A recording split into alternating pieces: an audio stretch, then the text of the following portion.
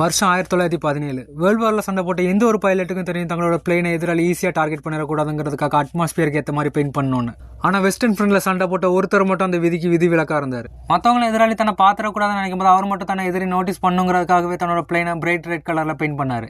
அவருக்கு தான் உயிரோடு இருக்கிறத விட களத்துல தான் இருக்கிறது எதிரிக்கு தெரியணுங்கிறது தான் முக்கியம். அவர் பேர் தான் மேன்ஃபிரட் வான் ருத்தஃபன். எதிரி பிளேன் எங்க இருக்குன்னு அலைட் ஃபோர்ஸஸ் தேடும் போது தன்னை தான் இன்னைக்கு ஃபேஸ் பண்ண போறீங்கன்னு அவங்களுக்கு தெரியப்படுத்தினாரு. எதிரிங்க வயிறு கலங்குற மாதிரி அவங்களுக்குள்ள பயத்தை வதச்சாரு. அவரோட இன்ஜின் உரும ஆரம்பிச்சிருச்சுன்னா இன்னைக்கு சண்டையில் நம்ம ஜெயிச்சிருவோம் அவர் ஃப்ரெண்ட்ஸ் நம்பினாங்க. 80 கன்ஃபார்ம் கில்ஸ். வேர்ல்டு வார் 1ல சண்டை போட்ட எந்த ஒரு பைலட்டோட அதிகமான கில் ரேட், 2 தரப்பையும் சேர்த்து. எல்லாரும் அவரை ரெட் பேரன்னு கூப்பிட ஆரம்பிச்சாங்க. அவருடைய மெத்தடுங்கிறது நம்ம ஒரு ஃபைட்டர் பைலட் கிட்ட இருந்து எதிர்பார்க்கக்கூடிய விஷயங்கள்ல இருந்து அப்படியே ஆப்போசிட்டா இருக்கும். பிளேனை ரோல் பண்ணி எதிரிக்கிட்ட இருந்து டாஜ் ஆகிற மாதிரி ஸ்டன்ஸோ டாக் ஃபைட்ஸோ இருக்காது. தலைக்கு மேல இருந்து அடிப்பாரு. சூரிய ஒளியை யூஸ் பண்ணி தான் எங்க இருந்து அடிக்க போறோங்கிறத எதிரி கண்டுபிடிக்காத மாதிரி சண்டை போடுவாரு. காத்தை கால்குலேட் பண்ணி மேகங்கள்ல இருந்து மறைஞ்சு வந்து அடிப்பாரு.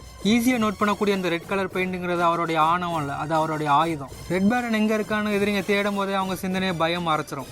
அவர் ஒரு ரவுண்ட் சுட ஆரம்பிக்கிறதுக்கு முன்னாடி அவர் செய்ய வேண்டிய வேலையை பாதி அந்த பயமே செஞ்சிருது. உங்க கூட இன்னைக்கு சண்டை போட போறது யாருங்கிறத காட்டிட்டு மறைஞ்சிருந்து சண்டை போடுறது அவரோட ஸ்டைல். ஆனா அவரும் ஒரு நாள் தடுமாறினார். மார்ச் 1918 நேருக்கு நேரான சண்டையில அவர் தலையில ஒரு புல்லட் பாஞ்சுது. அது அவர் கொல்லலைனாலும் அவரோட தலையில பெரிய பிராக்சர் ஏற்படுத்துச்சு. மூளையோட நரம்புகள் பாதிக்கப்பட்டதுனால கண் பார்வையும் பாதி போயிடுச்சு.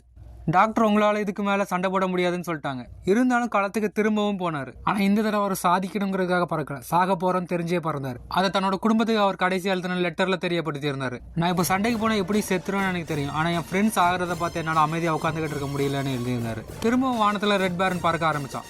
ஏப்ரல் 21 கடைசி அவர் சுட்டு வீழ்த்தப்பட்டார். அவர் சாகும்போது அவருக்கு வெறும் 25 வயசு தான். பொதுவாக மக்கள் பாதுகாப்பா இருக்கணும்னு தான் நினைப்பாங்க. ஆனா ருத்தஃபன் வேற ஒன்று புரிஞ்சுக்கிட்டாரு. நம்மளே டார்கெட்டா மாத்திக்கிறதுங்கிறது ரொம்பவே ஆபத்தான ஒரு பிளானா இருந்தாலும் அதால எதிரிகளுக்குள்ள பயத்தை உருவாக்க முடிஞ்சா அதே நமக்கு சாதகமா பயன்படுத்திக்க முடியும். ஏன்னா பயங்கிறது ஆயுதம். யார் பயத்தை கண்ட்ரோல் பண்றாங்களோ அவங்க தான் சண்டையும் கண்ட்ரோல் பண்ணுவாங்க.